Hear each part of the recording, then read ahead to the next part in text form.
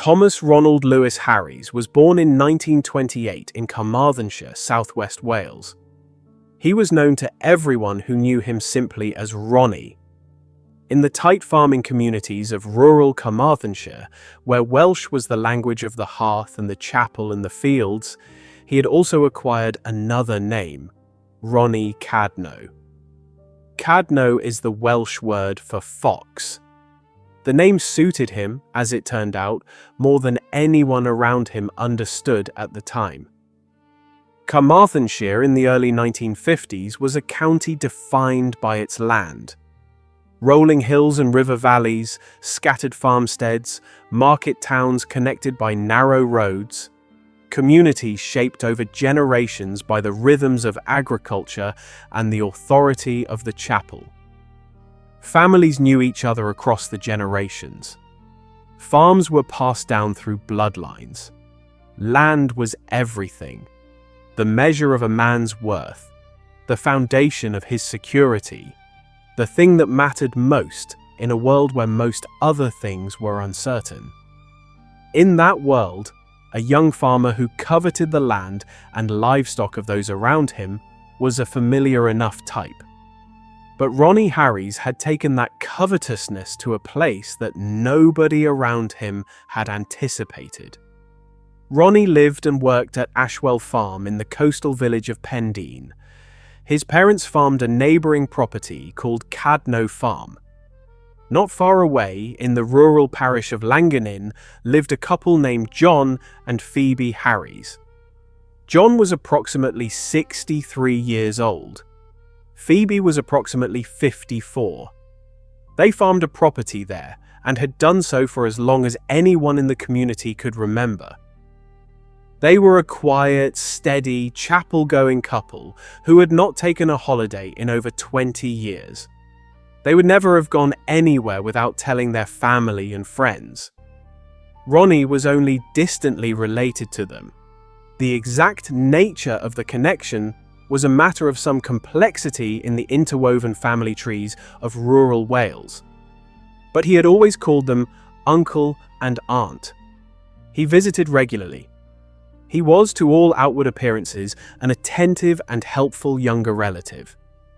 What those around him did not know, or had not yet pieced together, was that Ronnie had been attempting to acquire everything John and Phoebe owned. He coveted their stock. He coveted their implements. He coveted the farm itself. He had attempted to have John sign his property over to him. He had tried to forge John's will in his own favour. He had presented a forged cheque in John's name. The picture that would emerge during the subsequent investigation was of a young man who had spent a considerable period of time trying to take from his elderly relatives what he believed should, by some right he had invented for himself, be his. On the evening of Thursday 15th of October 1953, John and Phoebe Harries attended a chapel Thanksgiving service. They returned to their farm that night. Nobody saw them alive again. Ronnie's account of what happened next was this.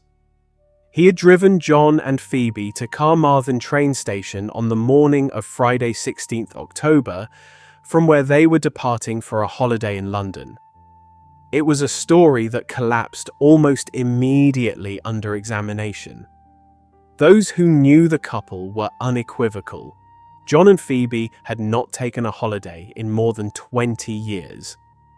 They would never have gone away without telling their family. They would never have gone to London without a word to anyone. Nobody believed Ronnie's account for a moment. And the behaviour that followed the disappearance made things considerably worse. Within days of John and Phoebe vanishing, Ronnie had taken the cows from their farm. His Land Rover was seen constantly coming and going from the property in the days that followed. The man who claimed his elderly relatives had gone on holiday to London was making himself very much at home in their absence. The disappearance of John and Phoebe Harries prompted a search that would draw in hundreds of local people over the course of 3 weeks. Officers from the local constabulary began making inquiries. The case attracted the attention of Scotland Yard, and Superintendent John Capstick of the murder squad was sent to Carmarthenshire to lead the investigation. As a matter of routine, Capstick interviewed Ronnie at St. Clear's police station. He was far from satisfied with what he heard.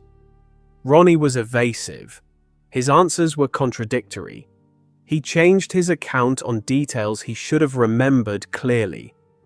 He became a suspect almost immediately. The search of the local area intensified. Hundreds of local people combed the fields and lanes and outbuildings of the Pendine and Llangynin areas. After 3 weeks, on the 16th of November 1953, exactly 1 month after the prosecution alleged the murders had taken place, police made a discovery at Cadno Farm. In a field of kale on the farm belonging to Ronnie's parents, officers found a shallow grave. Inside it were the bodies of John and Phoebe Harries. Both had been killed by repeated blows from a circular blunt instrument approximately 1¼ inches in diameter. Ronnie owned a hammer with a head that matched those dimensions precisely. That evening, Ronnie Harries was arrested. When charged, he replied, "I am innocent and not guilty, and God is my judge above." He was brought before the magistrates the following day, still wearing the navy blue jacket, khaki corduroy trousers, working boots, and coloured scarf he had been wearing when taken to the police station. He stood perfectly still in the dock while the charges were read. The trial of Ronnie Harries opened at Carmarthen Assizes on the 16th of March 1954. Such was the public interest in the case that preparations for the trial began the night before it opened. Crash barriers of trestle tables and rope were erected on both sides of the street outside the Shire Hall. A queue had formed by 3:30 in the morning, people wrapped in blankets with flasks of tea, waiting through the night for a seat in the public gallery. Among those who arrived before dawn were relatives of the victims who had travelled from 13 miles away. Ronnie sat in the dock with his arms folded. He wore a navy blue suit, a white shirt and collar, and a maroon tie. There was a white handkerchief in his breast pocket. He looked, those present noted, entirely composed. Despite the bodies of 2 people having been found in that shallow grave, Ronnie was tried for only 1 murder, that of John Harries. It was standard legal practice at the time that a defendant was never tried for 2 murders simultaneously. The prosecution proceeded on 1 charge alone. The evidence against Ronnie was substantial. His story about driving the couple to Carmarthen station had been comprehensively demolished. The forged will and the forged cheque had been uncovered. The taking of the cattle from the farm had been established. The constant visits of his Land Rover to the property had been witnessed by numerous people, and the hammer, with its circular head matching the diameter of the wounds on both bodies, had been found in his possession. Ronnie was found guilty. He continued to protest his innocence after the verdict was delivered. When he was brought out of the Shire Hall at 6:15 in the evening, handcuffed to a prison warder, the crowd that had gathered in the street responded with boos, though there were some among them who cheered. As Ronnie reached the waiting taxi, he smiled at the crowd. As the car moved away, he raised his hand to acquaintances standing nearby. He was, even at that moment, performing. His appeal was rejected. He was taken to Swansea prison to await execution. On the 28th of April 1954, executioners Albert Pierre Point and Robert Stewart arrived at the condemned cell.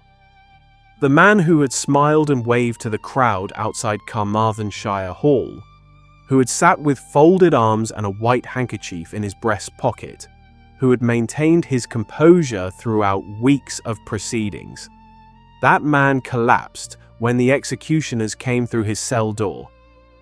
He had to be assisted to the gallows. A crowd of approximately 150 people stood outside Swansea prison as the execution was carried out. Ronnie Harries was 25 years old when he murdered John and Phoebe Harries. He was 26 when he was hanged.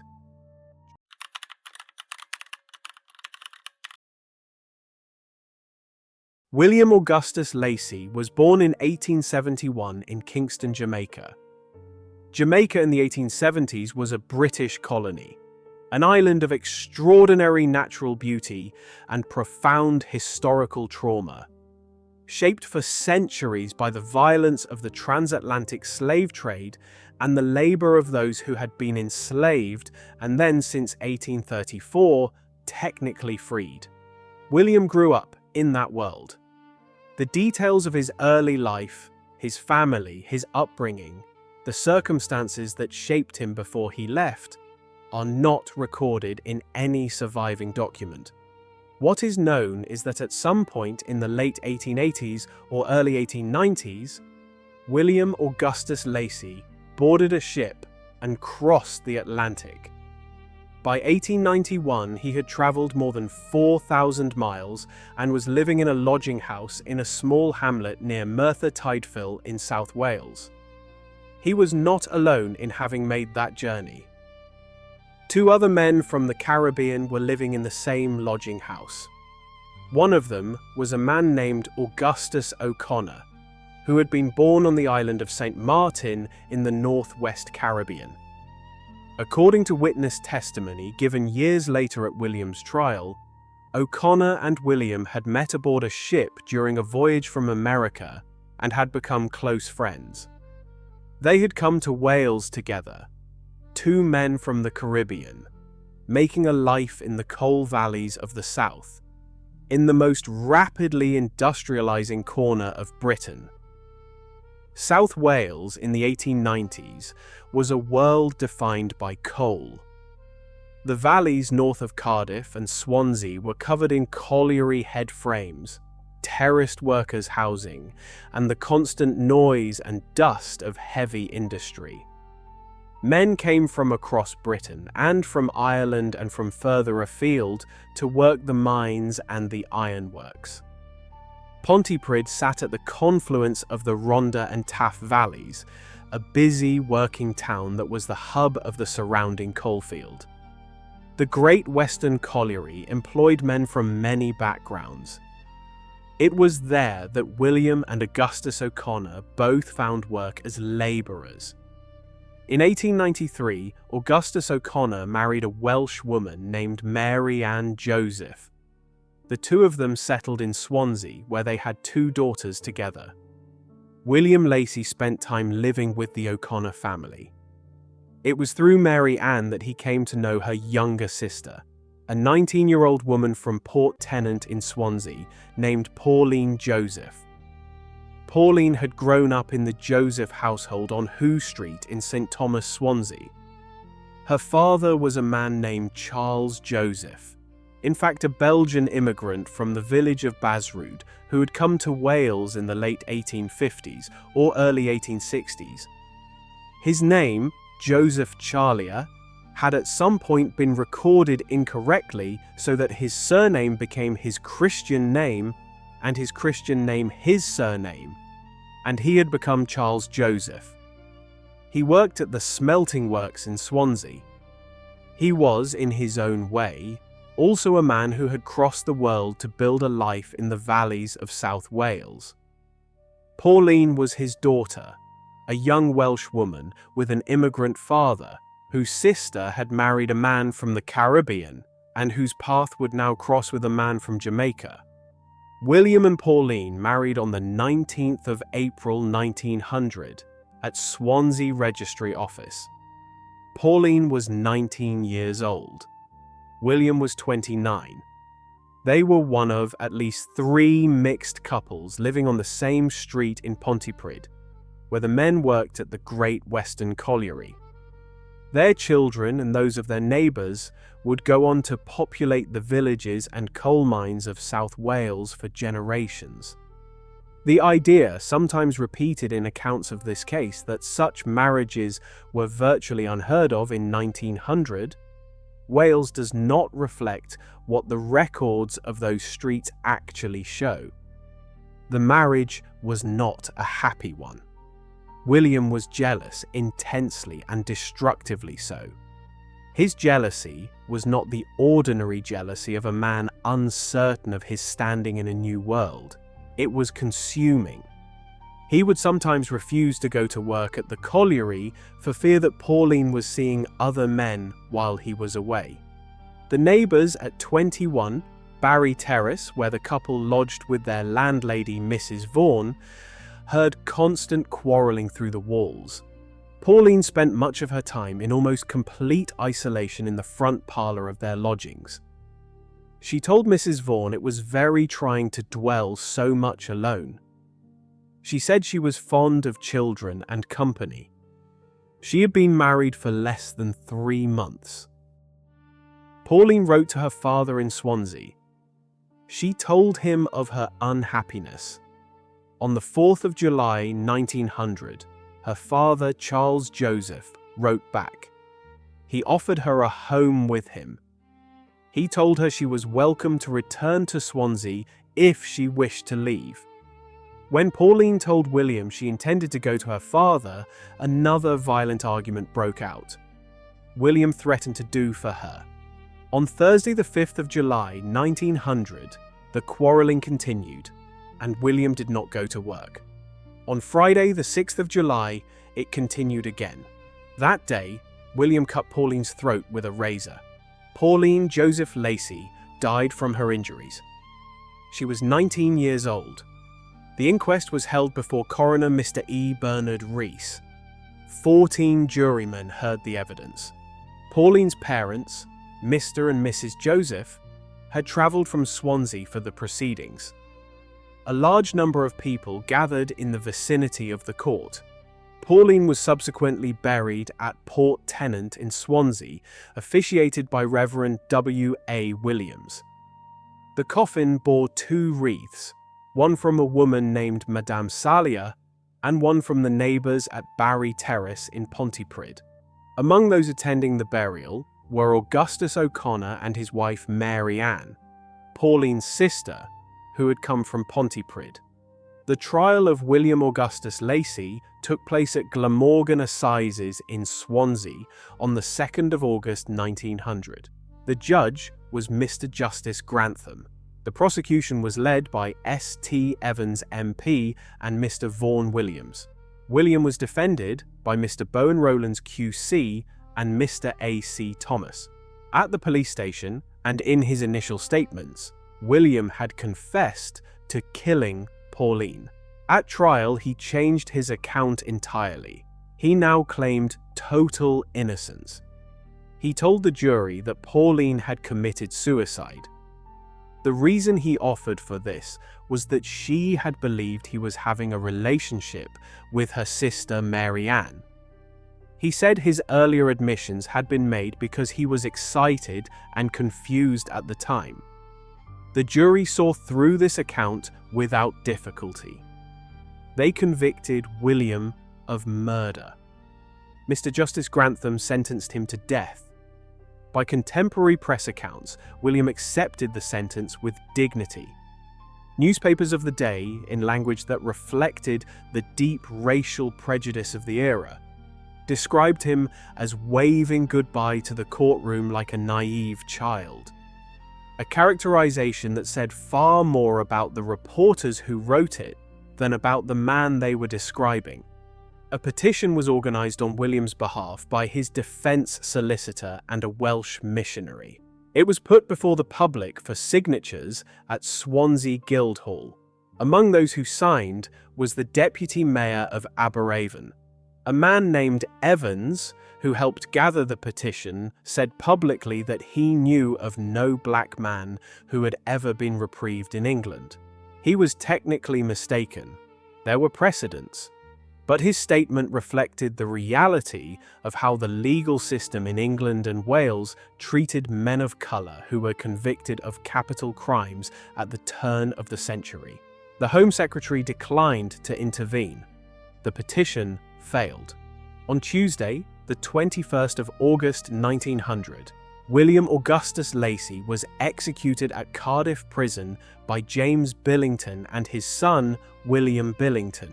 A crowd estimated at 5,000 people gathered outside the prison gates as the execution was carried out. The event rated just a paragraph in the Welsh newspapers of the day. William was buried in grave number 3 within the prison walls.